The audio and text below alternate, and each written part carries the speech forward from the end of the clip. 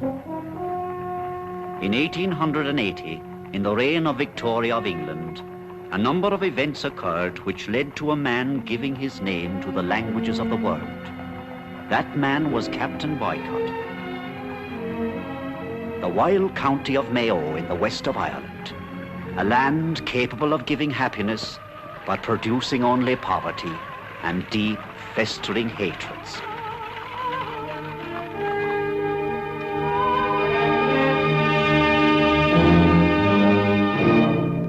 What's happened there?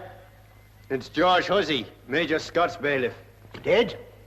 Why wouldn't he be? 3 weeks upside down in a bog hole with 100 weight of stones round his neck.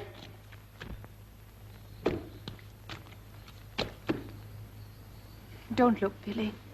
It's not for you to see. I've seen men dead before. Why have they stopped? I don't know, Father. That's a terrible death to mete out to any living man. What can you expect with Major Scott evicting in all directions? That's no reason for shoving a bailiff down a bog hole. That'll settle enough. Settle the bailiff. How are things around Loch Mask, Sergeant? Quiet at present. We're sitting peacefully on top of a barrel of gunpowder waiting on events. It's a very delicate situation altogether. It'll be more than delicate for you if you don't deliver this post. Go along with you now. Oh, all right, all right. But when the rivers of Mayo are flowing with blood, give a quiet thought to what I said. Get along with you now, will you? When I tell you.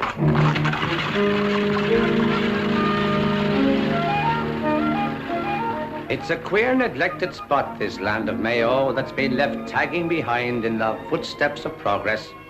But it's your inheritance. It's been yours since time began. It's been handed down to you by your forefathers. And although somebody's got in between them and you for the last couple of centuries, it's still yours. Get that into your heads. Nature has given you a priceless birthright.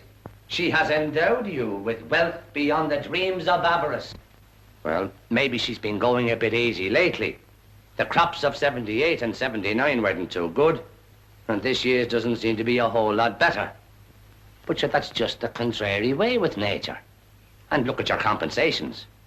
Look at your landlords, if you can find them. I've taught you to count. Then count, count the 20,000 of our people that have been thrown off their farms in the last 3 years because they couldn't pay their rents.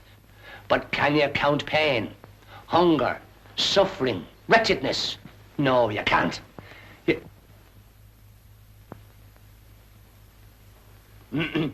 Well, leaving you to digest the historical importance of what I've been telling you, that concludes the lessons for the day. We're going on a walk tomorrow, picking a few flowers. Maybe we can find out what's wrong with nature. We're starting from the schoolhouse at 9 o'clock. Any of you living near Cong can gather outside Jack Donovan's pub there at 10.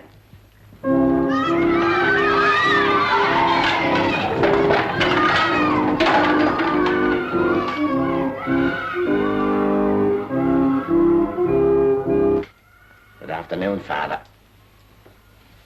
Would that be history or geography you were teaching them, Daniel? You're a father, you could call it a bit of both. You're shifting about a bit, aren't you? The last time I was here, it was the Sahara Desert you were giving them.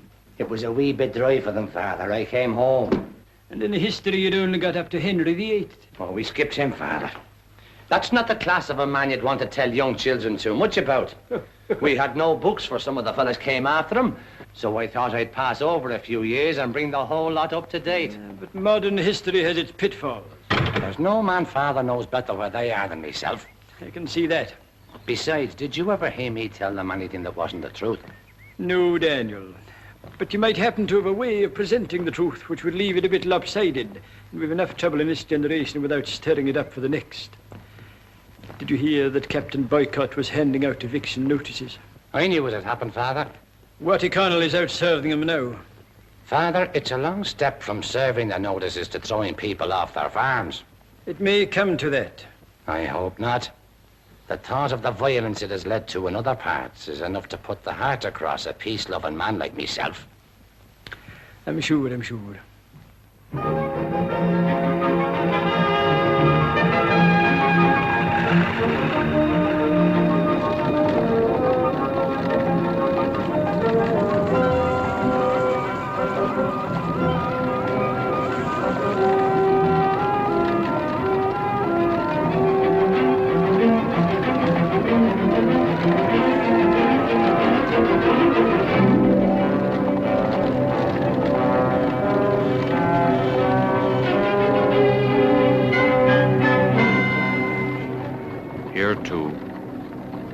It's the same everywhere.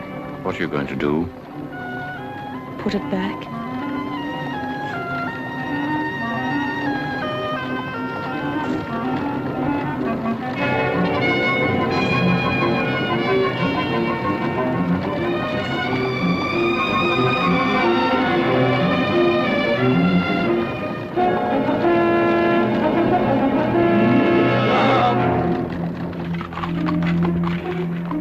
Sean.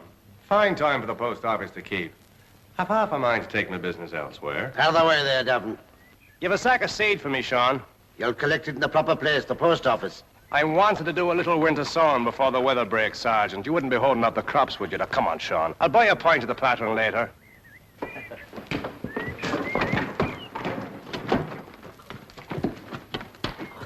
Damn boy.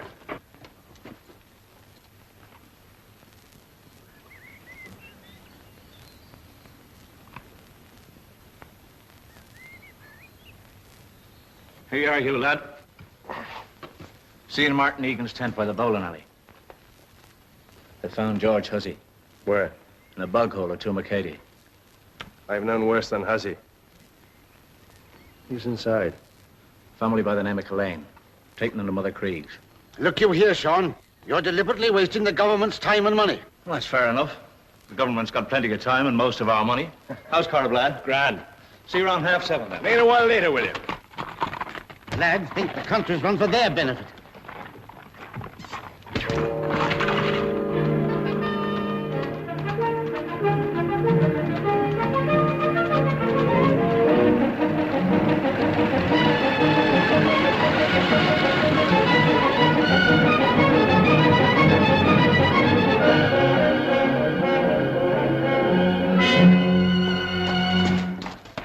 What are you doing here, Connell? Maybe I'm just taking the air. Well, couldn't you pollute it somewhere else? When that horse makes you cocky, Davin. Suppose you get down.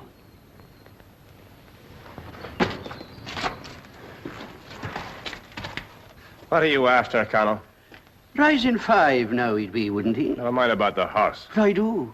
And I mind the day Captain Boycott saw a horse Connemara Black was at grass in the lake field, and a certain mare got loose. Did she so? A fence down here, a gap opened there. 'Twas a neat piece of cunning. I would have done a thing like that without paying stud fees. You bred that horse from Connemara Black, Davin. I'd know the breeding anywhere. Well, if I did, I'd be the only man alive who got something for nothing out of old Jimmy Boycott.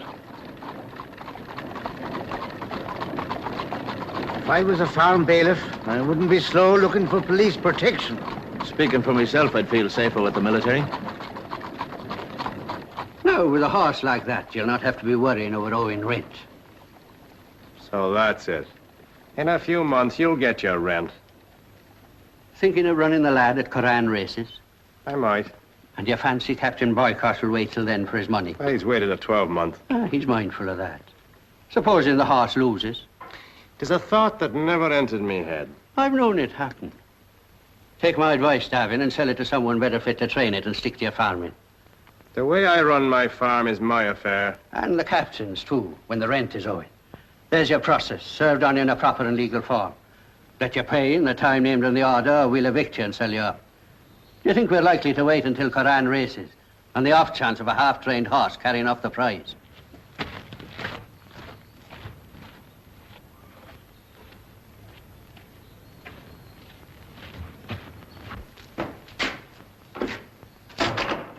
What did he want? The old story. A present from the captain. I've been thrown off better farms than this stretch of shaved bog, and paid less rent for them. It's not losing the farm I'm concerned about, it's the lad. It's no more than you deserve. There's a deal else you might be doing instead of gallivanting round with a horse. Watty Connell has just reminded me of the time when Connemara Black was grazing in the lake field and a few bits of fence fell over in some queer fashion. If I didn't make a way for the mare here and there, it was the unlucky day I did it. I never reckoned on you spending 3/4 of your waking hours with the animal. If your father was alive, he'd have had something to say about it. With you around? He wouldn't have taken an eviction notice from any bailiff or process server without belting the hide off of him if he left it at that. You wouldn't have got him meekly accepting a state of affairs like this. He spoke to the landlords in the language they understood, and it's not so different today. I'm told there's opportunities hereabouts for a man that's so minded. I've heard tell of them gathering together again. organising and drilling, ready for the moment to strike. There are times when I don't recognise your father in you, son.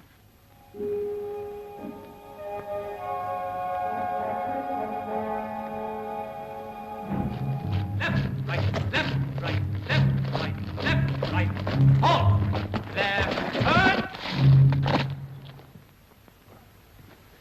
I'm late, Daniel. Couldn't be helped. Stand at ease. I had business with Connell. Boycott serving eviction notices. There's 4 here today, I've had them. Did the guns come? Guns? That is the entire consignment. I got a note. We can expect the rest later. Later? Later? It's our grandchildren that'll fight this rebellion. Ah, they'll come. Ah, John, Pat. A small muster here tonight. Seamus Moore and the whole clatter of them are up at the patron, singing and dancing and drinking themselves rotten. Well, can you blame them? Half a dozen guns among 40 men. What's the use of that? We'll get the arms, Michael. If you ask me, we'd be a sight better off talking over our troubles with the Land League. They haven't got guns, but they've got Mr. Parnell. When we get the guns, they'll listen to something a sight more powerful. We don't want to waste our guns on landlords and bailiffs. George Hussey was found strangled today. Where? Tormakady. Hussey has been asking for trouble for a long time now. Well, he got it. And as far as I'm concerned, the more that follow him, the better. But not by way of our guns. When we use them, we'll use them on soldiers. But before we do that, we'll need to have a bit more discipline ourselves. There's some of you here seem to mistake this army for a debating society. You're right, Hugh. Get into line, you fellas. Party, son. Left, turn! Quick, march! Left, right, left. Pick them up, you!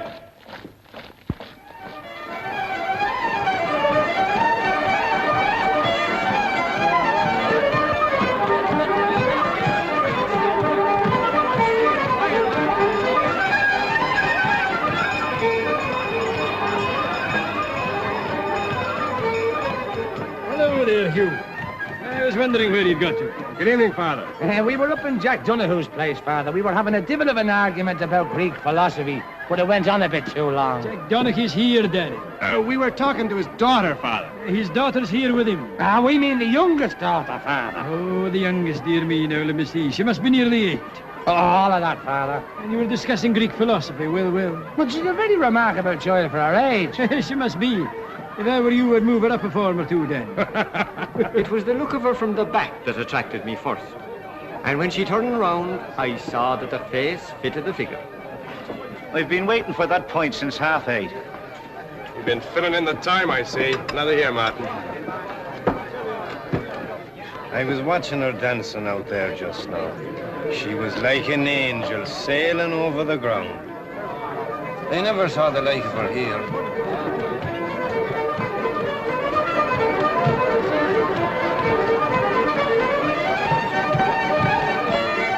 She's not from anywhere 20 miles around. That I'll swear. You think I'll try me lock at the bowling alley? If you're looking to meet her, she's here with Mary Cree. I saw Mary going into Mother Eyre's tent to see how many babies the cards had in store for her.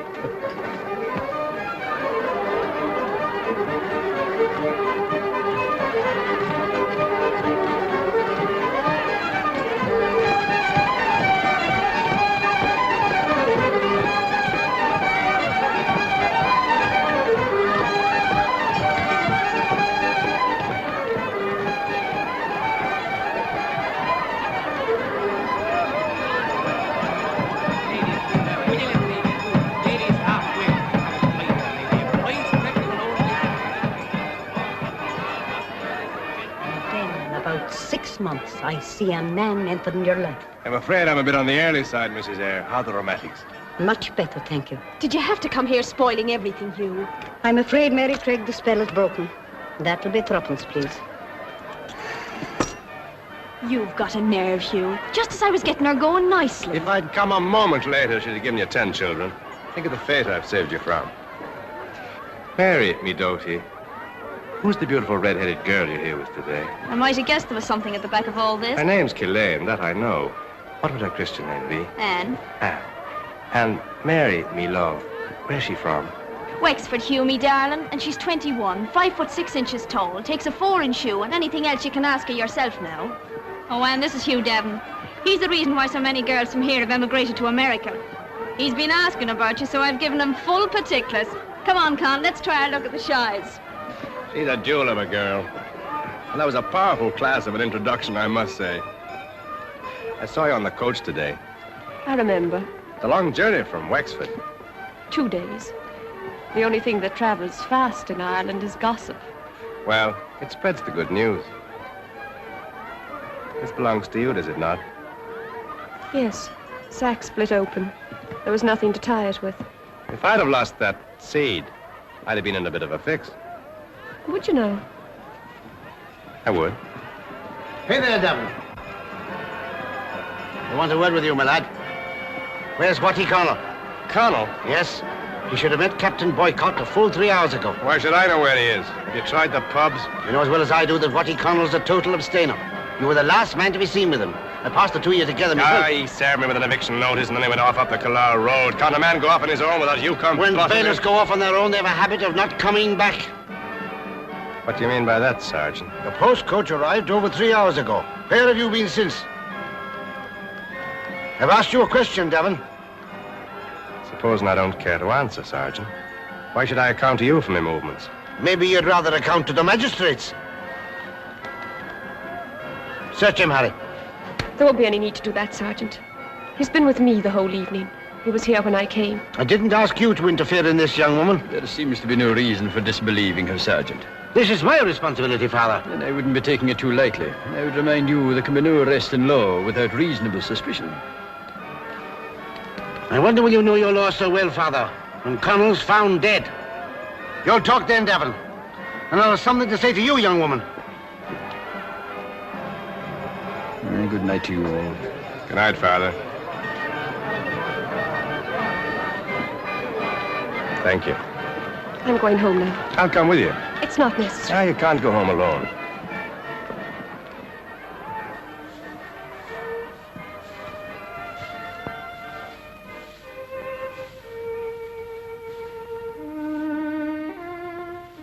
So you knew I had a gun? I don't want to talk about it. Then what made you stop the sergeant? I had a brother once who was caught with a gun. I wouldn't want that to happen to anyone else. They ran him in? They shot him.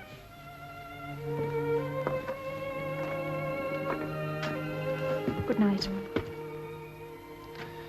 Do you think I killed Watty Connell? What difference does it make? If you didn't shoot him, you'll shoot someone else. Then they'll shoot you. And so it goes on.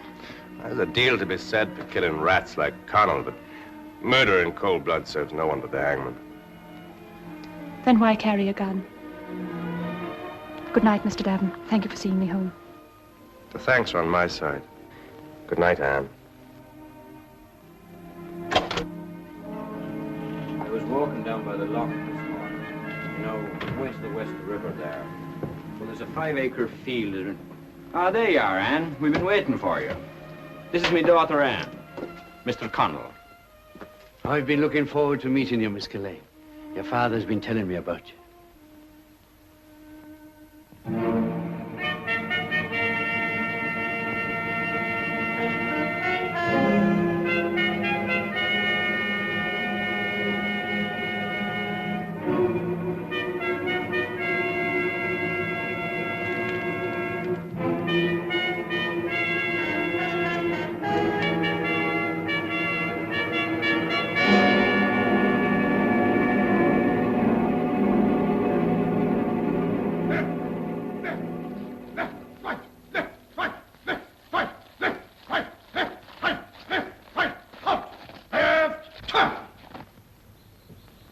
Right, this. Come along there, Mulligan. Don't you know your right from your left? That's better. Eyes front. Standard, east. There's been a great deal of slackness the last few days. I don't know if it's the warm weather, but I won't have it. O'Mara, you were 5 minutes late this morning. I shall fine you. Tuppence. If I pay you by the hour, I expect an hour's work, not 55 minutes. Milligan, you broke a ploughshare yesterday. I did, sir. I don't want any excuses. I shall recover it from your wages. The share was an old one, Captain, and it's all rock up on the North Hill. When I want your opinion, Duggan, I shall ask for it and not before. Is that understood? Kennedy, McGann, Boyle. I expect you to finish work on the 12-acre tonight. But, Captain, we only began noon yesterday. I know when you began. Every time I give an order here, I get an argument. Do some of you fellas a power of good to spend a few years in the army. Scully, I want the Prince saddled here at 11 o'clock. That doesn't mean 4:30. That's all. Attention! Dismiss.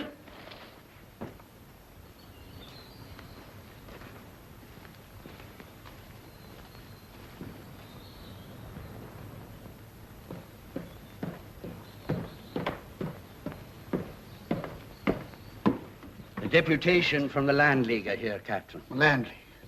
This country's organization mad, Connell. Used to be the Ribbon Boys, then the Fenians. Now it's this Land League. It's said they're after getting their way by peaceful means this time. Peaceful means? In Ireland, Connell, that is a contradiction in terms. Thugs, my dear fellow. You agreed to see them, Captain. They're getting above themselves. I intend to make that perfectly clear. I will not have any of this Jack's as good as his master nonsense here. It could spread, you know. I suppose it could. Then it must be stamped out now. This politician fellow Parnell careering up and down the country is the cause of half the trouble. Landowner himself, too. Simply can't understand a man like that. Oh, sir. The men from the Land League is waiting to see you in the drawing room. Who told you to show them in there? Well, sir, they was looking so important. You see what I mean, Colonel? It's spreading to the servants already. Bring them here to the proper place, the rent office. Did you hear that? Important. And I pride myself on being an open-minded man. I've listened very patiently to your arguments. Very patiently indeed. But one thing I will not tolerate is dictation. We're not dictating to you, Captain. You're demanding a reduction of rents. We're asking for a reduction. I'm not going to bandy words with you, Egan. You come in here, the lot of you, without the slightest show of respect. You trample into my drawing room. We didn't ask to be brought into your drawing room, sir. Our boots are clean, and we put on our Sunday suits, Captain. I didn't. There you are, you see. They've no respect. I've no suit. Am I responsible for that? There's a bad spirit about these days which I don't intend to encourage. I absolutely refuse to reduce rents by a single penny. We're not asking for a penny reduction, Captain. We're asking for 30%. There's not an acre of land for 20 miles round worth more. The land is as good as the farmer who farms it. No better, no worse. The trouble is you expect to be spoon-fed. If some of you men would work harder during the good years, you'd have something to put by for the lean. In the good years, you put the rents up. The rents were too low. Now they're too high. Now, look here, Egan. I've had enough of your insolence. You stick to your public house and your huckstring of bad whiskey. What right have you to come here and talk for these men? We elected Martin to speak for us. There's no use carrying this any further. The captain knows that no man today can afford the rents he's asking. And I think we've made it clear that we don't intend to pay them. We'll let it rest there a while, so. You may, Egan. I won't. We know, Captain, it's open to you to throw men off their farms. It always is. But before you do that, you might be advised to study the lie of things around Galway. Or Termacady, for that matter. Come on, man, let's go.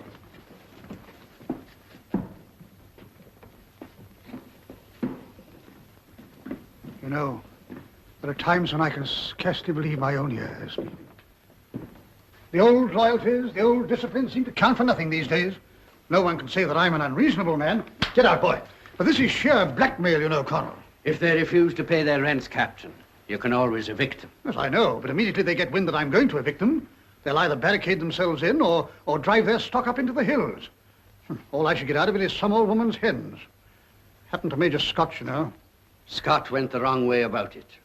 I don't see what else he could have done. The farms he evicted the people from are still lying idle. Well, that's just it. Because he didn't take the trouble to find new tenants before he evicted the old. They are not to be found. You know that, Connell. Not in Mayo. They're too frightened to take over a farm that somebody else has been thrown off. There's the whole of Ireland, Captain. Even one man might start the rot. You're looking for more courage than you'll find nowadays. There's not much count given to human life round these parts. Of course, if I were to give him police protection, no doubt that would make a difference. Might protect you too, Connell. Can't afford to have you found in a bog hole. Thank you, Captain. But the difficulty is to find someone willing to take the risk. He'd have to face unpopularity, be ready to stick it out. If I could find such a man, Connell, I'd evict tomorrow.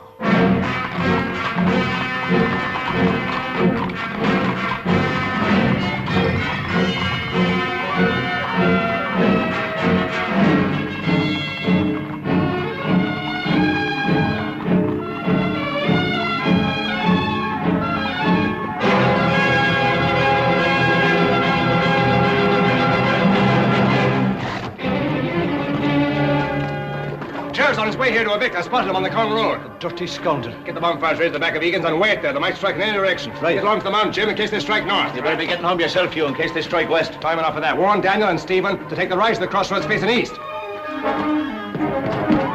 Martin, they're evicted. Back to your homes, lads.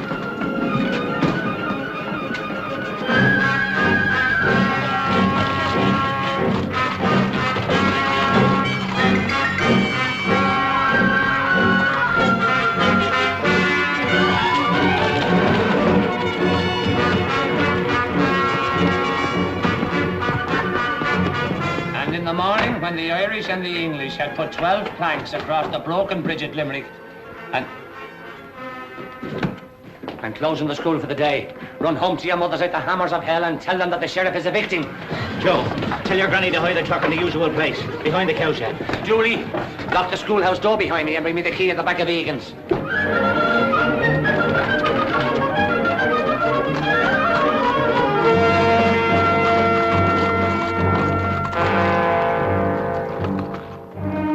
Get you home, Hugh. I'll be there half an hour before them if they strike west. We'll go down there now. I'll tell you the plan when we get there. You and your men follow me. Yes, Joe. Right. South. South, towards Con.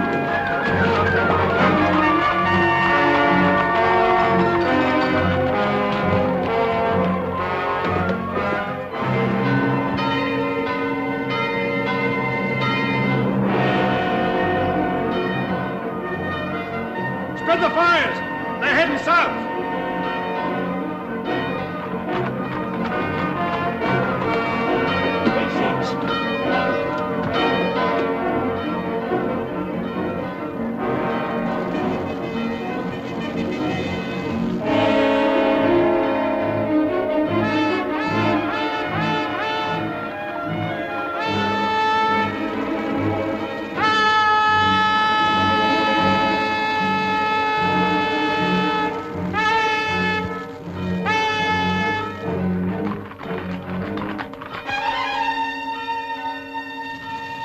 They've seen it!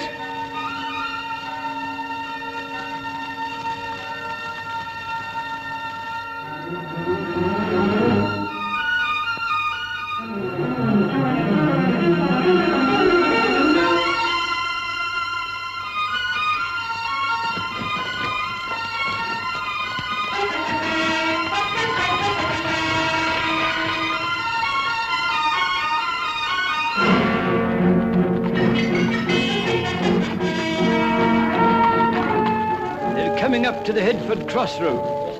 Well, we've given them enough warning. They've stopped. They must take the Cong Road if they're striking south. Cut down here by the northwest, by the Killar Road. Is that the plan, Captain? That's right. Then cut across the field by the Ballymore dip. The car can come round by the road. Very good, sir. They've turned northwest up the Killar Road, so that's their game. The south was a blind then. They're making in your direction, Hugh. Spread the fires north. Leave that to us. Get you home, Hugh. I'll be there before them. Jimmy, Colin, spread the fires. They've turned about. Look, it's north towards Ballon Road they're going now.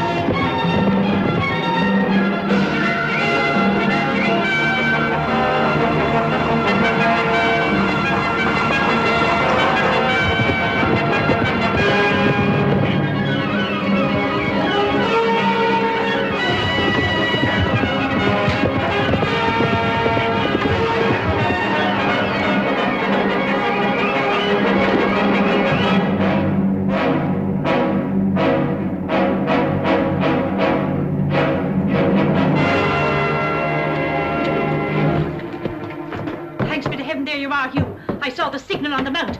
Thomas driving the cat into the hills. We got 2 minutes, no more. We better get the lad away. Ride into Ballon. Where did you get that song? Never mind that. Away with you now, Mother. You get the cart away. I'll hold him off at the gate.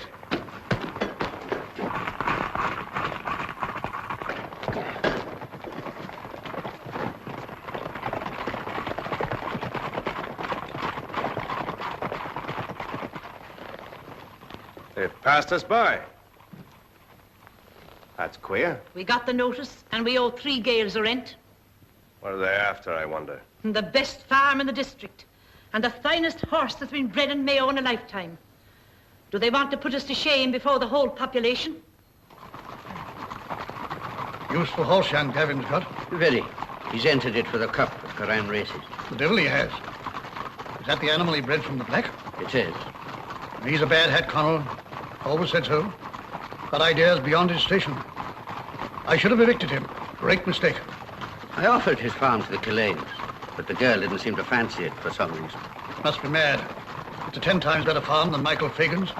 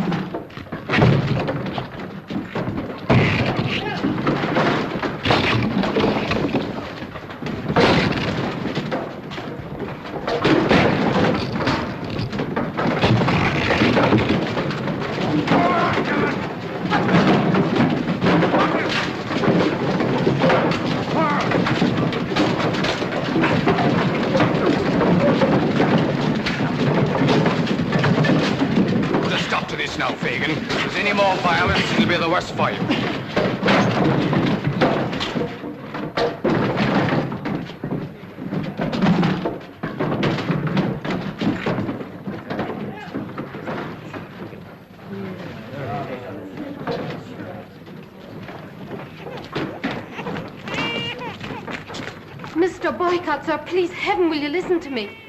We've little enough in the world. Must you take that from us? Ah, Mr. Boycott, sir, will you not hear me? Give us time and we'll pay you. Have you no pity in your heart? We've nowhere to go, Mr. Boycott. You dirty old cutthroat, you may the curse of blood be upon you.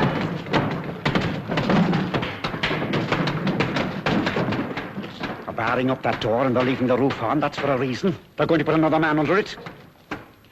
I bet the great heavens the man who crosses over my threshold will have me to reckon with.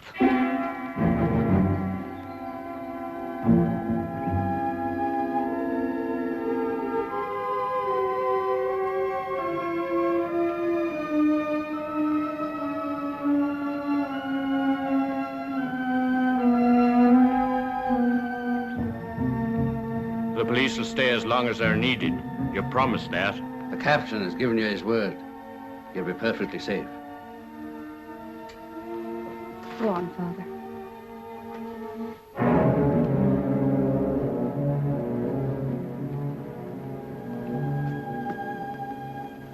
And when the Land League went to see the captain, what happened? 10 days later, Michael here, and James Moore and Andy Clark were thrown off their farms. A fine state of affairs to sit down under. Aye, and will I tell you why we sit down under it? Because the entire country is hypnotized by the grand talk of Mr. Charles Stewart Parnell. You're right. The leader, they call him. A renegade landlord, swollen with his own importance, intoxicated by his own wild promises, and if the stories we hear about him are true, more interested in the woman he is than in the people of Ireland. Isn't that what I've been saying all along? The man is sapping the vitality of the country, turning us soft. Your daughter Mary is down below looking for you. She's in a great state about something. How can we get rid of Mr. Parnell? He's got the whole Land League behind him. We're not bothered about the lads behind. It's the fella in front. Mr. Parnell is addressing a meeting at Ennis on Sunday next, and the entire population of the West will be there.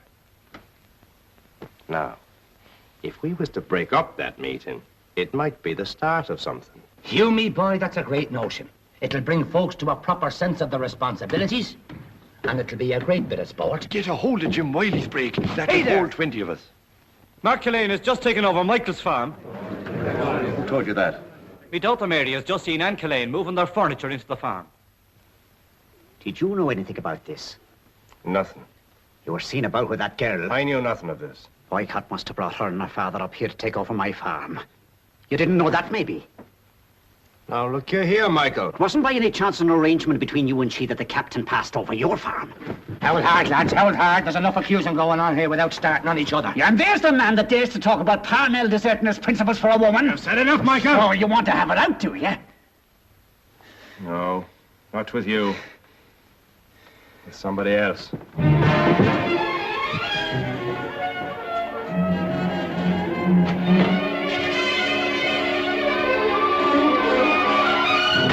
Is your father about?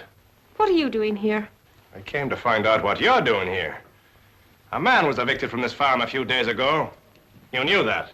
I did. Yet you still took his place. We took it because we needed a roof. The man who was evicted needed a roof, too. You didn't give a thought to that. We had a farm and we were evicted. 3 years and my father hasn't worked since. Do you know what that means to a man? Do you think I'm going to let him rot his life away forever? No. You'd rather let others rot theirs away. You'd rather go crawling to Boycott than stand together with your own people. Stand together. I've heard phrases like that till my mind aches with the sound of them. They don't fill empty stomachs. People have died for him. My brother died for them. I saw him shot. I saw my mother and father thrown off their farm through it. I saw my mother die in a windy bar.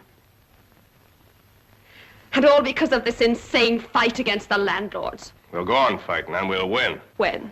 In 100 years' time when we're all dead. Sooner than that, if people like you can be prevented from betraying their own cause. We're not interested in causes. All my father and I ask is to be allowed to live our own lives. That's little enough, surely. Not if it means destroying others. We don't want to have anything to do with others. No? Well, you tell me how you can avoid it. We're all part of a community, either you're for it or against it. Then we're against it, and we'll stay against it. Not here, you won't. Get out of this place. A roof will be found for you. No. My father has sunk everything he has here. It's his whole life. We're not moving now. I don't care if everybody is against us and we haven't a friend in the world. My mind's made up. Will you go now?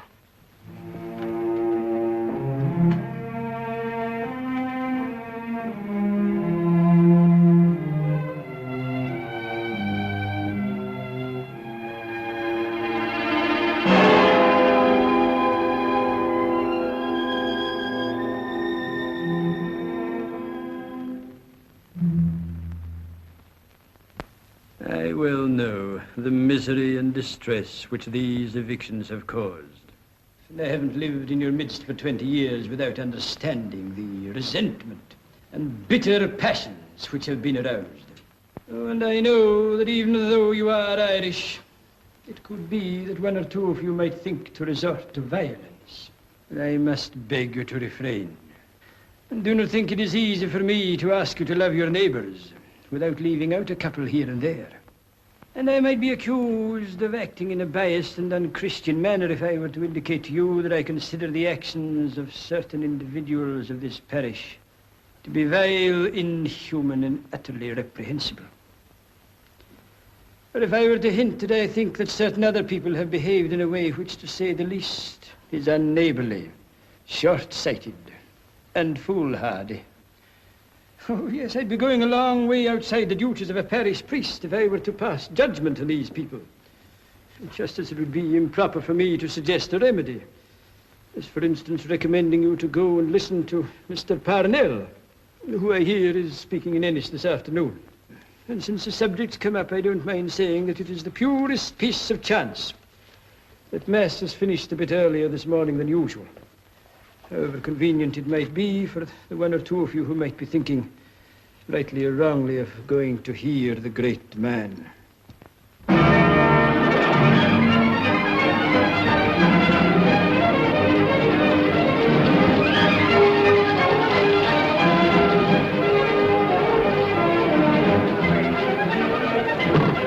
The great man. Did you hear that now? Well, we'll give the great man a right fitting reception. Have you got the artillery, Bob? We have. Is that all? It is not. Jim's got a couple of pounds, and Joe's got a dozen rotten eggs. That's more like it. Where's Hugh? Hey, Hugh!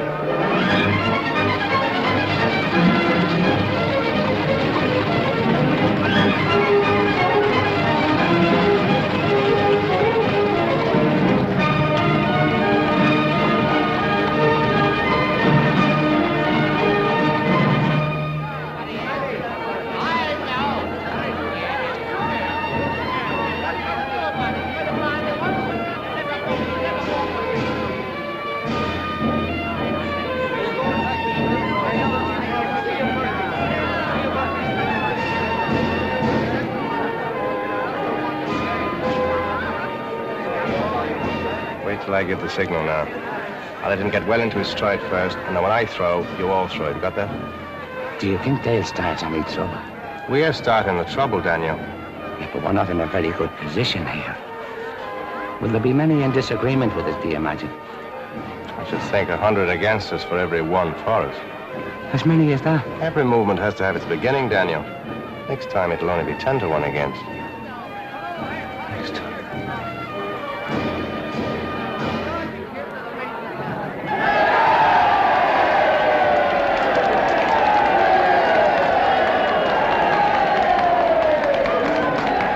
Daniel O'Connell dedicated himself to the cause, so I have pledged myself to the same cause.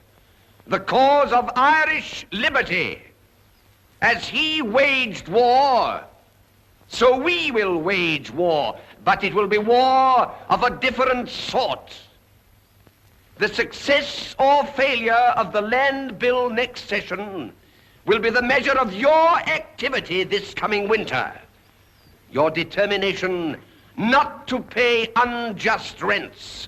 Your determination to keep a firm grip on your homesteads. Your determination never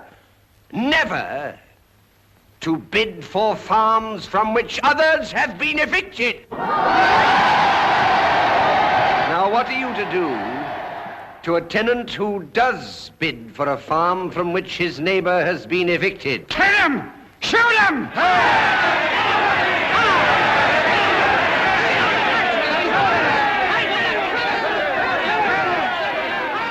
I think I heard somebody say shoot him. There is a very much better way, a more Christian and charitable way, which will give the lost soul an opportunity of repenting. When a man takes a farm from which another has been evicted, you must shun him. Shun him. On the roadside when you meet him, in the streets of the town, in the shop, on the fair green and in the marketplace, and even in the house of worship.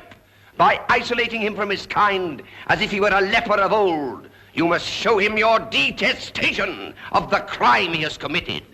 Shun him, cut him, brand him, excommunicate him. If you do this, you may depend upon it, there will be no man so full of avarice, so lost to shame, as to dare to face the cold, accusing finger of public scorn.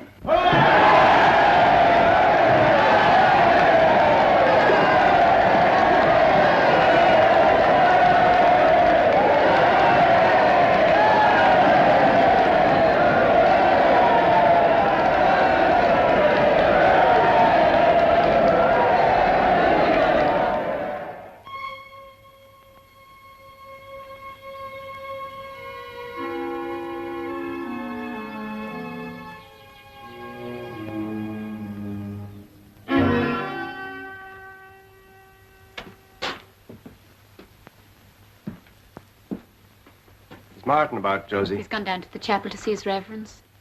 Did he say when he'd be back? He said he'd be gone some time.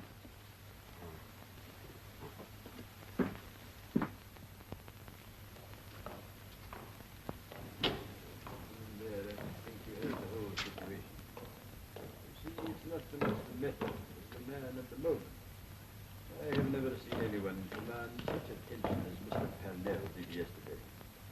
But the whole success of his scheme depends on the country being behind him. There's still a lot after giving him trouble, Father. Has it ever been tried sending people to Coventry and other countries, Father? It has been tried naturally in the course of history and with varying degrees of success. There'll be powerful opposition from the landlords if it does start. It'll be interesting to watch and see what happens. Why not let us make it happen? Let others watch. Why not start the whole thing off here in Mayo by sending old Jemmy Boycott to Coventry? Who asked you here? Nobody. I came to see you, Martin, and all of you. I didn't know you was the Land League, Father. I take an interest in everything that goes on in the parish, Hugh. What do you want with us, Hugh? I want to be with you. I believe Parnell has found the surest way to freedom for a people without weapons. We have an army of millions that doesn't need guns, pay, and a uniform. All that's left for us now is to act. Well said. We're only too pleased to have you with us, Hugh. But don't rush us, my boy. I heard you say just now that Parnell was the man and this was the moment. It may be the moment, Hugh, but is this the place? If you searched the whole of Ireland, you couldn't find a riper old rascal who said about than the captain. There's truth in that, and maybe if we set an example, you... Boycott and Connell are gone up to head for this evening. I had it from his housekeeper.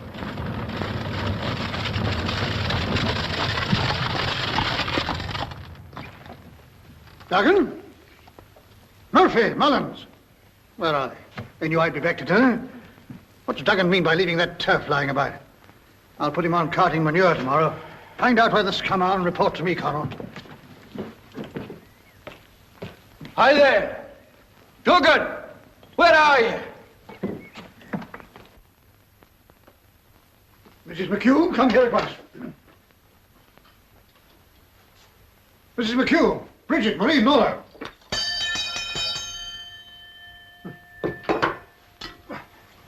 Mrs. McHugh, where are you?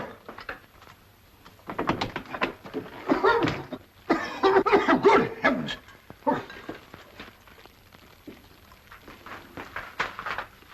Mrs. McHugh!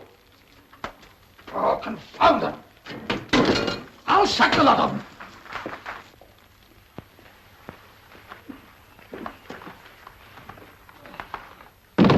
Mrs. Mc...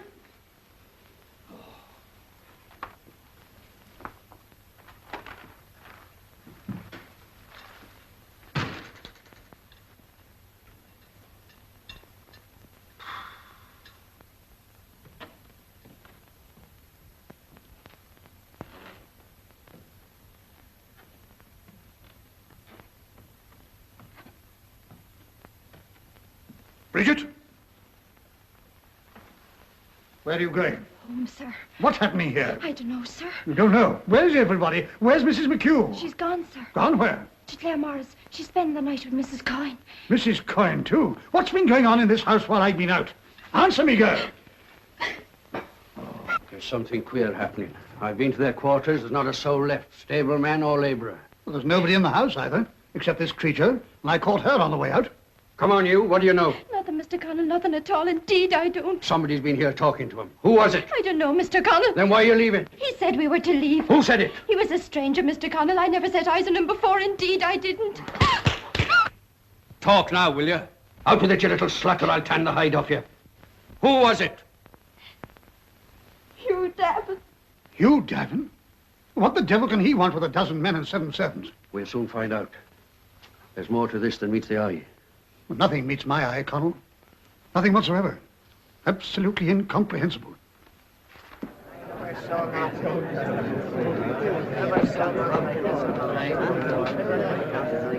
Make way there. Stand to, you men. Stand to.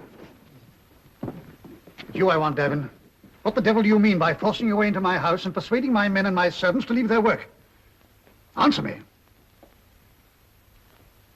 You got Monday's paper there, Martin. I have. I didn't come here to read newspapers, confound you. It'll save a whole whack of talk. You can get Parnell's speech there, on the front page.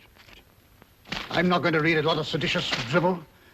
I asked you why you came to my house and told my servants to leave. So long as you go on demanding high rents and throwing people off their farms when they can't pay them, no man or woman will work for you. Your food will go uncooked, your horses unshod, your bread unbaked, and your crops ungathered. Apart from that, you can live in perfect peace, Captain. For no man will have anything to do with you till you come to your senses. You have the temerity to stand there and threaten me with some criminal charade? Not criminal, Captain. There's no law against withdrawing labor. How dare you address me in terms like that? In decent conditions, I'd have you horsewhipped. We've moved on a bit since those days, Captain. Are you not maybe forgetting that you have a farm? I'd walk warily cocky if I was you. I know you could evict me, Connell. I expect that. You'll get a great deal more than you expect, you peasant upstart, and whoever's with you in this. I've close on 300 pounds worth of crops standing today, and I'll save every sheaf of them, in spite of you and 1,000 Parnells. I'll have every landlord in Ireland behind me in this, and I'll break every man jack of you. Poor old Jimmy Boycott. You're in a queer fix, all right.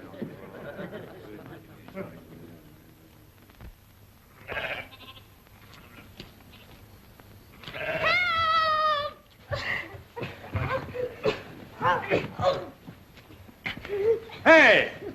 Get away there! Billy.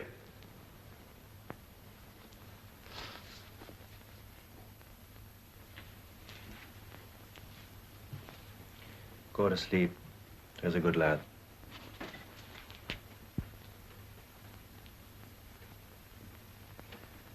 This'll happen again and worse if you stay on here, you know that. I warned him not to leave the farm. Next time it'll be your father. We have police protection. Police protection. One night from an ambush it'll happen. They'll bide their time. Why do you come here saying things like that? We've done nothing to deserve this persecution. Can't you go away and leave me alone? You've time enough to be left alone. I didn't ask for your pity. Do you believe it's pity?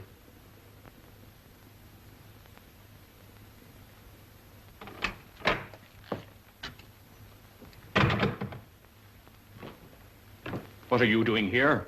Billy was set on by some boys. Hugh brought him back. Is he all right? He's all right now. I suppose you expect our thanks. Father. Well, we've no use for your kind here, with your threats and your fancy ideas. Do you think you and a crowd of young jackanapes can bring down a revolution on them that's been running things for hundreds of years? Ah, you poor Egypts. With the back of their hand, they'll knock you flat. Will they so? We shall see. Goodbye, Anne.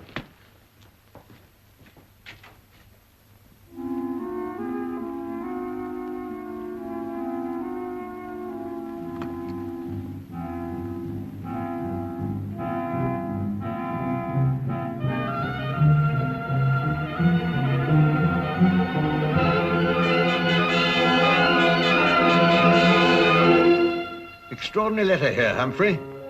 Fella called Boycott out in the west of Ireland. Can't get his harvest in. Never can there. It's always raining. Seems his labourers have left him in a body. Why? I can't quite make it out. But he must be right, otherwise the Times wouldn't print it. The difference between Robinson Crusoe and Captain Boycott? I don't know, Sam. Well, Robinson Crusoe had a man Friday. Captain Boycott can't get a man any day of the week.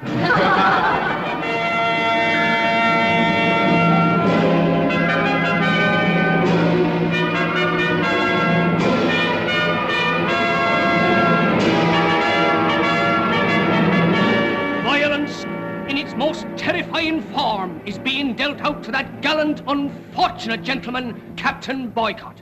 His cattle have been maimed, his stock stolen, and his ricks burned. He and his bailiff dare not venture abroad without the strongest police protection. Excuse me. I wonder if you could help me. I represent the London Times.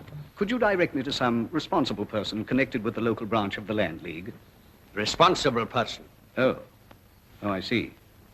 Well, perhaps I should have said one of the organizers. I fancy you wouldn't go far wrong if you went to the chapel. Oh, there's Martin Egan, the fellow that keeps the pub over there. How very convenient. Thank you.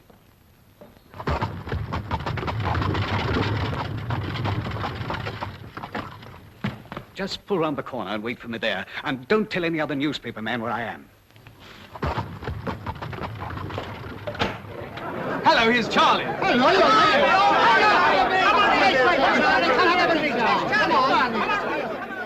40,000 troops are expected to descend on Lochmask House today to protect the 50 volunteers who are coming to collect Captain Boycott's crops. Stop. The tension is terrific. Stop. Can the captain stay the course? Question. Your correspondent managed to break through the cordon guarding the house and interviewed Captain Boycott with Farm Bailiff Connell, his only remaining companion. Both had been drinking heavily. What was that? What? Yeah, he's right. Cut out the drinking. We don't want any sympathy for him in the States. The captain stated that the volunteers and their escort are expected hourly and that they will set up camp.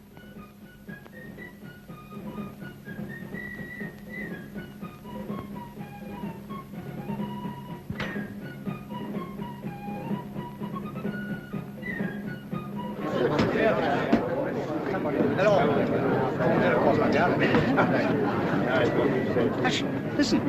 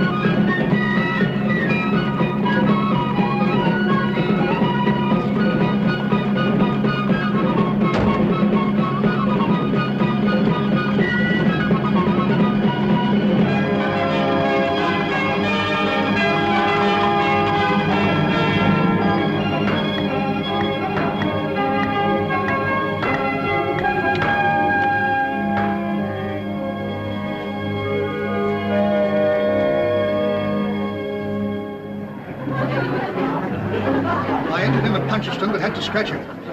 He came home in a canter at Galway and won the next week at Mullingar. I'm riding his son, the Red Prince, at Curran. He's a great horse, too. Shall we be here to see you win? Well, hang it, I hope not. The meeting's not till the end of the month. Huh? Oh. After being cut off from the world for all these weeks, it must be dashed exciting. Meeting someone to have a chinwag with, huh?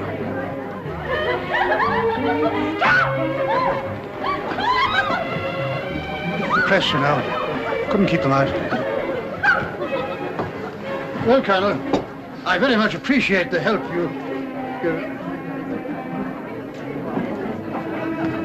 Who's that? The Times. As I was saying, Colonel, I appreciate the help you've given me in arranging this reception. I couldn't have managed it otherwise. It's been quite absurd here lately. No, I had to go 20 miles to get a haircut. We'll soon put that right. I'm sure you will, Colonel. Well, fill up the glasses, Colonel. I want to offer a toast. Attention, everybody. Ladies and gentlemen, I should like to take this opportunity of welcoming to Lockmask that gallant band of officers and men who've braved the terror which grips our countryside and threatens our lives, our liberty, and our property. I am confident now that in a very short while we shall teach these ruffians a lesson they richly deserve.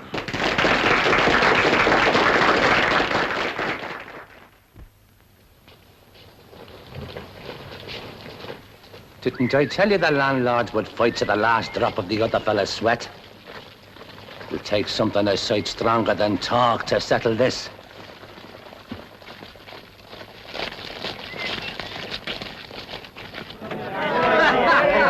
Just in time, Danny. This one is on the house. A drink is welcome after what I've just seen. What's that? Maybe I'd offend you pious landleaguers if I told you. I saw the lie between Parnell's teeth. I saw Boycott's men going home after a good day's work in the fields. Let no man deny what that means. It means defeat. It means that Boycott's crops will be gathered, that the evictions will go on, that we are all men doomed to the beggary of the roads and the bogs. That's what I care for Parnell and his peaceful landleaguers. This job needs guts. It needs guns. It needs the marshalling of men in arms. It needs blood. Their blood and our blood intermingled in a stream for liberty.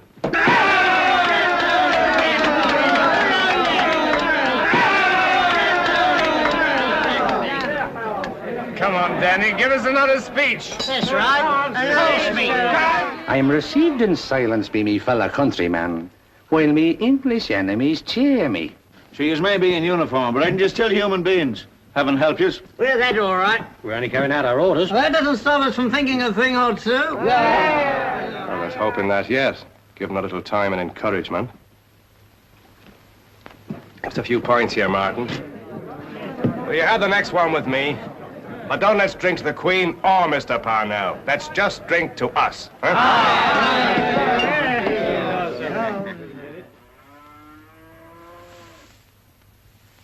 Well, there are not 50 men down there.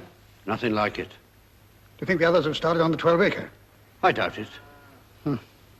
I'd like to have some of these fellas on the barrack square. They've been on that field since Monday. I thought a week at first, 10 days perhaps. It's over 3 weeks now, and they haven't half the crops in yet. It's hitting me badly, Colonel. Very badly. You remember the Colonel asking if they'd be here for Curran races? They will be now. They'll be here for Christmas at this rate. My only chance now is to gamble on the Prince at Curran. You think that wise? Well, I must recover my losses, man. Davin's horse is still in the race, Captain. Nonsense, Colonel. However good the horse may be, trained by an amateur, it can't possibly stand a chance. You know, it wouldn't surprise me, Colonel, if half the trouble we're having wasn't brought about deliberately by that roughneck Davin and his mob. I've been watching him lately. Hi, what's going on up there?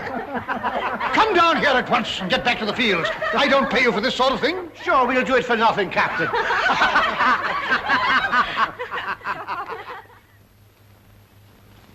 That's Joe Brannigan's trap.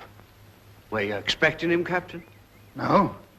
I had a letter from him this morning saying he was giving the Prince a trial on Thursday.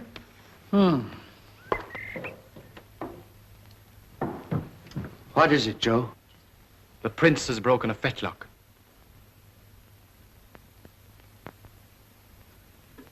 Oh, this is the devil of a blow, Colonel. I'd relied on the Prince. I was going to back myself to win 5,000 at Curran. Would just about have pulled me out of this mess. You realize what this means, don't you? I shall have to get out of here. Sell up. No alternative. I banked everything on winning this race. You might still, Captain.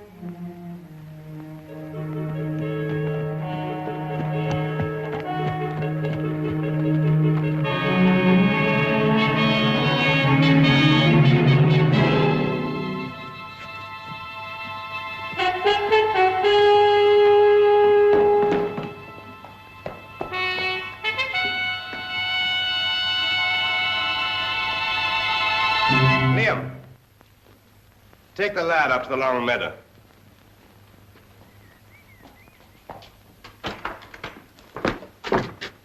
Oh, there you are, Hugh. You're back early. What was Michael Fagan doing here? He was after a load of the short side, but I told him you were needing it. Why would he want it? He's no farm. Sure, it was an excuse for a bit of a talk, I suppose. You're lying, Mother. Me, son?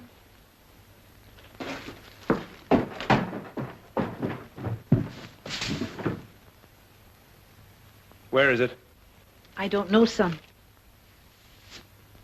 You gave it to him. The poor lad's wife and child are hungry, Hugh. He wanted the gun to do a bit of poaching. You can't blame him for that. You know that's not why he took it. You don't believe me. All right, so. It's time somebody showed fight round here. The people are starving and dying for the want of work. And you stand here like a gawk and...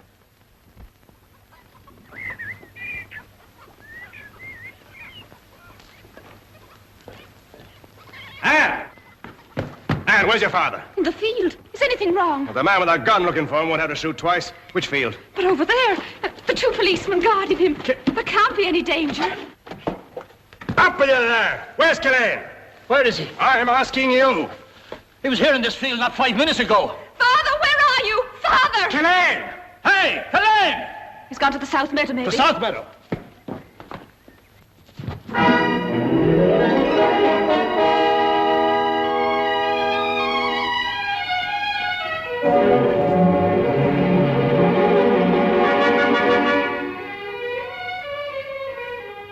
Who is the man with the gun? Would you make an informer of me? I'll promise you this much. If I can find him, I'll get the gun off him.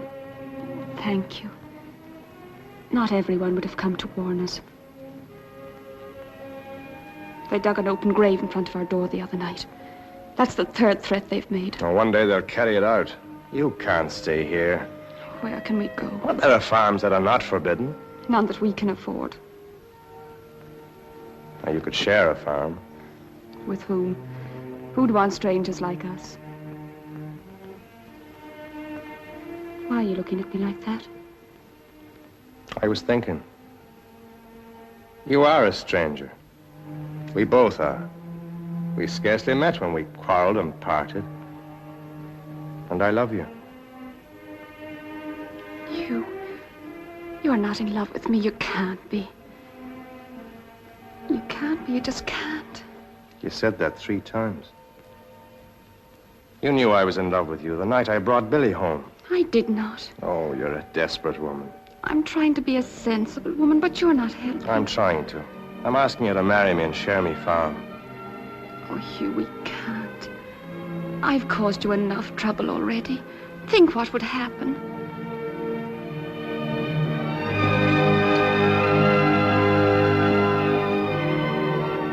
Oh, Hugh, I'm afraid.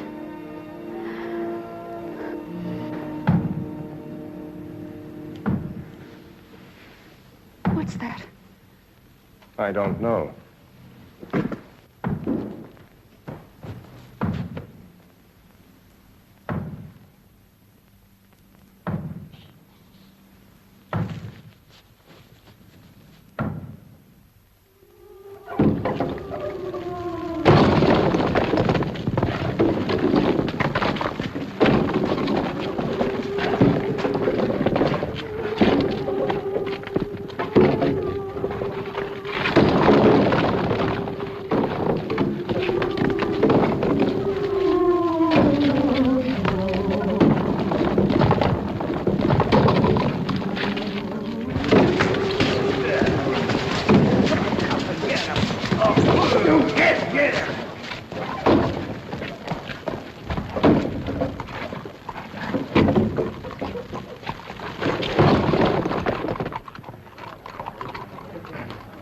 Now, gentlemen, here's what you've all been waiting for.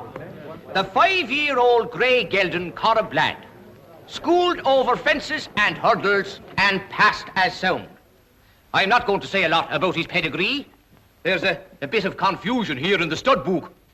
But his mother was a grey called Sally Jane. And according to rumour, she got around quite a bit. One day making a casual call on his father, who was at grass at the time, but didn't let it grow under his feet. Well, now, ladies and gentlemen, you have seen the noble animal. What am I bid? What am I bid? £5. £5. Gentlemen over there having a nice, quiet, private joke. Come on now, let's get down to business. Make me an offer, someone. Who'll give me a bid? Gentlemen, I'm not here for the good of me health, and I'm not here selling umbrellas. I'm starting this horse at £50, or I'm hanging up me hammer. Here, Sean, give me a bid for £50, no? What about you, Seamus? I've sold you worse horse than this for more money. Well, I've never given a horse away like this before in my life. Very well, gentlemen. It'll be written against me in the book of judgment, but he goes for a £5. The Captain Boycott for £5. Go on, go on. You're better off away from here, Captain. And then on top of that, you pay £5 for this animal, which sounds rather like dishonesty to me. Dishonesty? Now, look here, Colonel. That's going a bit too far. They wouldn't bid for the horse at the auction. Well, I couldn't help that, could I? Well, that's beside the point. It's taking advantage of the situation, to say the least. Now you add insult to injury by deciding to ride this animal at Curran. Well, the horse was entered by Davin. There's not much difference, surely, in the mere changing of a rider. Eh, Colonel? Nobody except ourselves and Brannigan need know who's riding the horse until the day of the race. How can you both make such childish pretensions? Childish? Even my own men will see the injustice of it. You can't make British soldiers fight for what any fool can see is a rotten cause. Colonel, it's not a matter of choice for the captain. He must win this race or go bankrupt. I'm thousands in debt. Between the laziness of the labourers and the wholesale pilfering of your soldiers, I'm nearly ruined. I'm not interested in your domestic affairs, Captain. My duty as a soldier is to keep the peace here. If you ride this horse at Curran, I will not be responsible.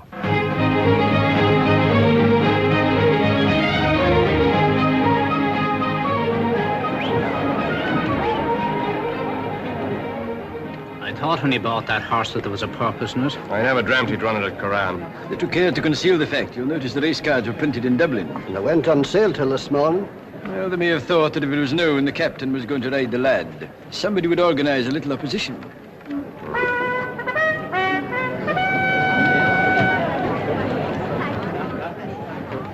They're not taking any chances.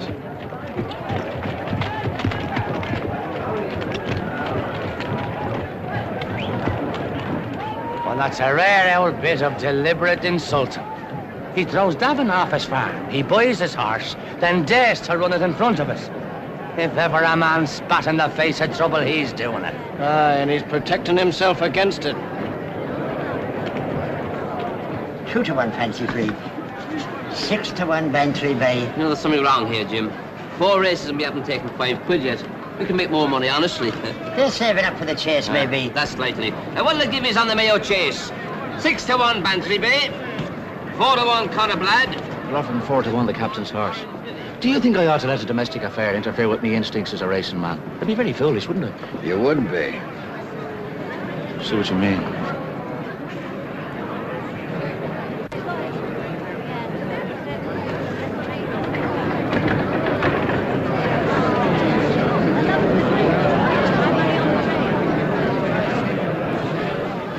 It's easy to assess the mood of a mob, but the behaviour is unpredictable.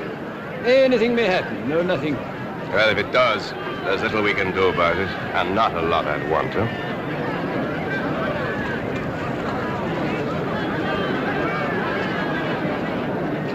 I got 3,000 at 6s and 2 at 8. Bantry Bay and Fancy Free are the chief dangers. Bad stares, both of them. I'd have given a lot to see the faces of our friends when they see the car. Well, I'd give more to see him when I pass the post. If you're first past. I shall be. Good luck, Captain.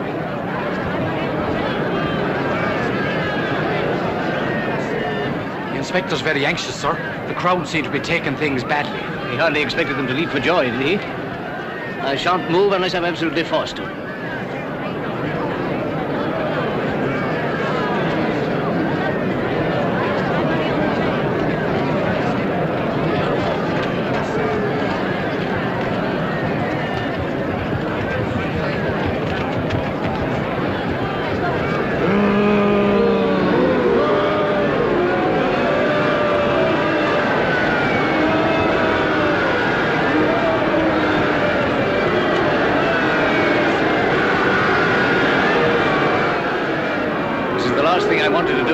I shall have to.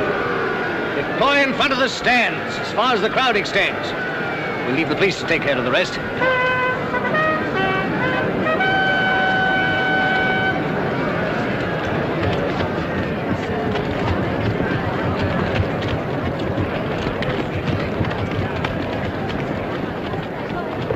I thought that would happen.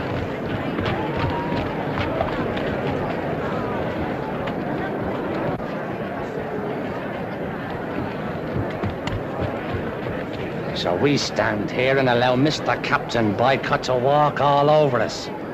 Just getting up on our elbows to doff our hats to him while he sticks his foot in our faces. And just call yourselves Mayo, man. Lining up now. It'll be a great day for the crowd if Boycott fell. I came in last. Neither is likely. Get into line now. Back up there. No. Up you come now. Get ready. Off!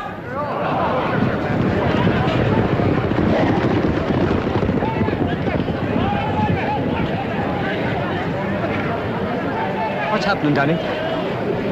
He's not there. He's still well behind. This may work out all right. He's playing a waiting game, maybe. Doesn't look like it to me.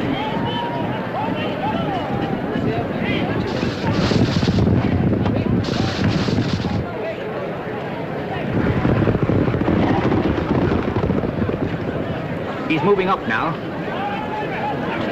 He's just behind the leaders. He'll win the race, be a distance. You think so? I ought to know. He's my horse. They're in a bunch now. There's three of them together. Fancy Free is in front, Fancy Vey, then Corabla. He's coming up now. They're coming to the jump. He's over it. He's in the lead now. He's running away with it. No. Fancy Free is still well there. Fancy Free is falling back. You're right, Hugh. I'm afraid it's all over by the circle. That could go on quite a time.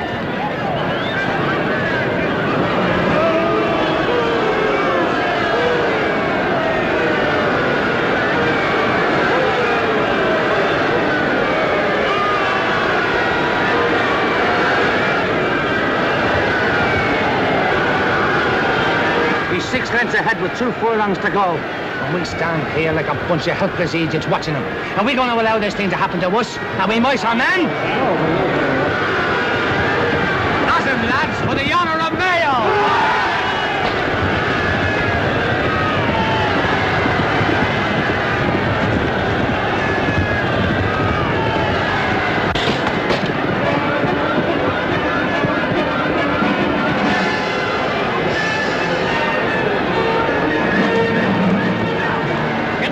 Quick!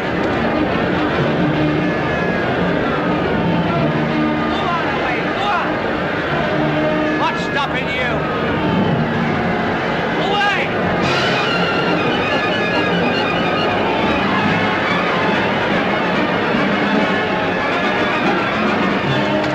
How do we, Captain? For your life?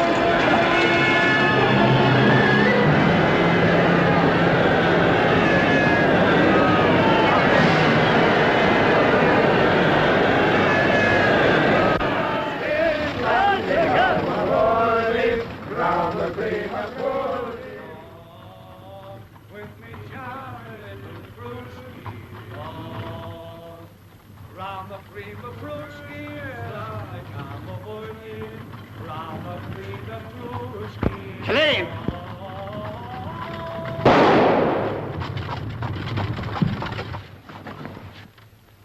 It's Fagan and Mark Cullen. They're fighting us out. Look now!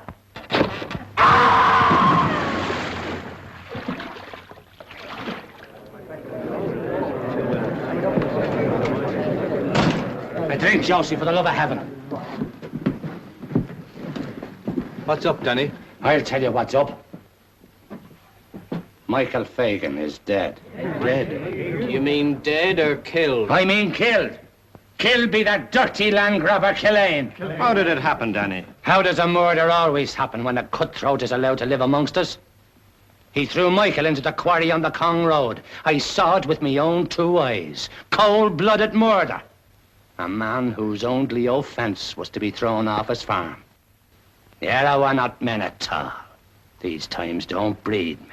Go easy, Danny. Don't you think you've stirred up enough trouble for one day? What are you after now? I'm after justice. And who's going to pronounce it, you? Why not? Without hearing the evidence?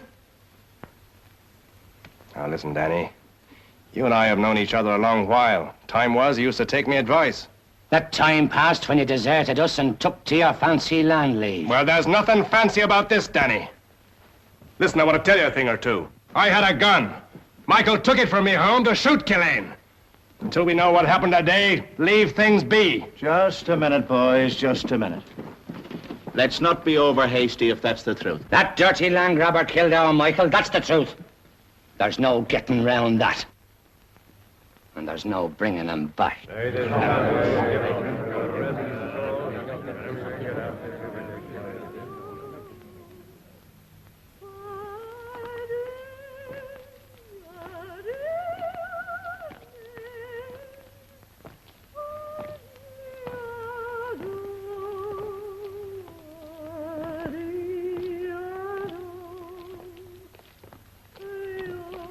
Poor Michael.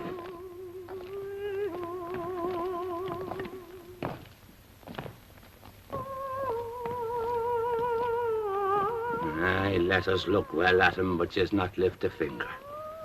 Let us have wisdom and discretion. When a good friend is murdered by a man who stole his farm. Now, Danny. Don't be rising tempers like a good man. If it's the truth you're saying, let the police take care of it. The police? Did you see the way they acted on the course today? They'll be on Killane's side. They'll make a hero out of him, and we'll just stand around and watch. We didn't stand around this afternoon. No! Danny's right. There's murder been done. One of us has been killed. Are we gonna let that happen and no answer? No! But give me the answer. What are we going to do? Kill him! All right. Kill him. On to Callao.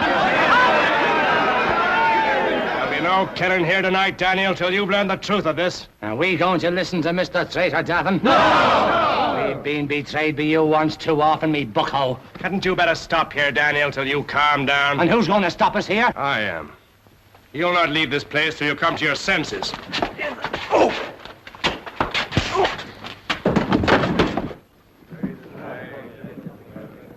Let him lie. Come on, off to Killore. Wait now. There's police in the street everywhere. We don't want to start any trouble. Them that think as I think drift out peacefully in 2s and 3s, and we'll all meet up at the Headford Crossroads in 10 minutes. Right. You got it that time, Hugh, lad. Josie, get us a glass of water, quick.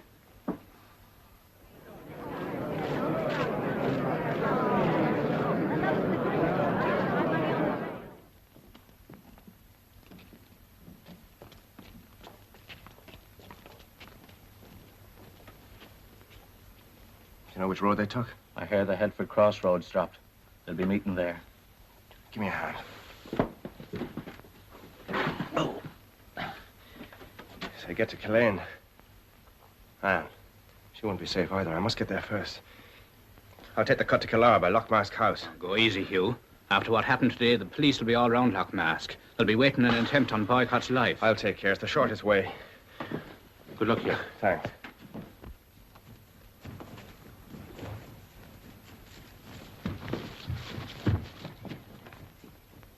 Are we all ready? Yes. Off with the soul.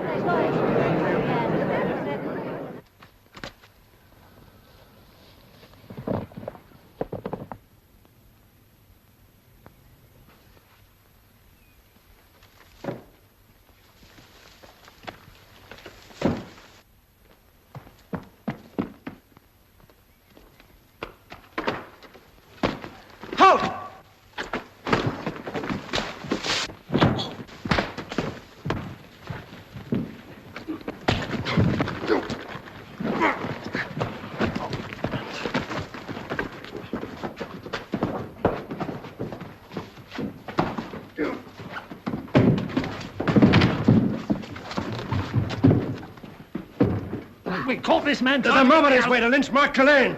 I might have got him away if these blundering Aegis hadn't interfered. What kind of story is this? What were you doing in these grounds? Who's lynching Cullen? You ask that after what happened at the race course today. If Davin here is speaking the truth, Colonel, we must send some men to protect Cullen. I don't want I dare not give such an order. My men are in a state of revolt due to your criminal stupidity. If Cullen is killed, you'll be answerable. Because he murdered Fagan? We're not responsible for local feuds, Davin. There's only one feud in these parts, and you started it. For years I've watched you twisting this poor Aegis around your finger. Well, now you're making a murderer of him. I hope you're well satisfied. If there's a chance of your getting the Cullens away, Davin, your horse is in the stable. Dismiss you, men.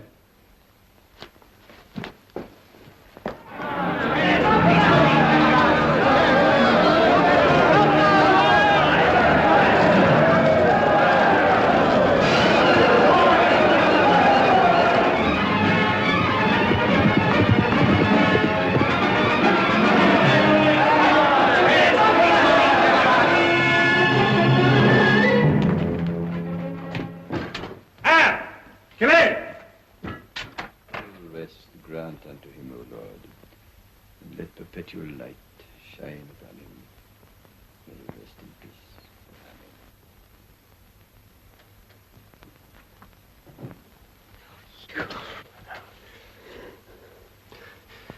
You and Billy must leave this place at once. There's a mob on the road seeking vengeance for Michael's death. It's too late for that, Hugh. Not for them. You saw them on the race course. They're 10 times worse now, Father. It's not enough that Mark Cullen is dead. They're after blood, and they'll care little whose blood it is.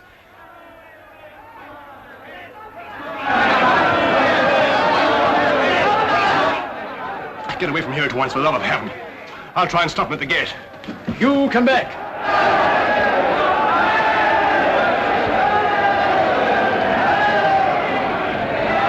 Now and listen. Mark Cullen is dead. Dead be a bullet from Michael Fagan's gun. Out of our way, Davin! Hang him from that tree! Stay down!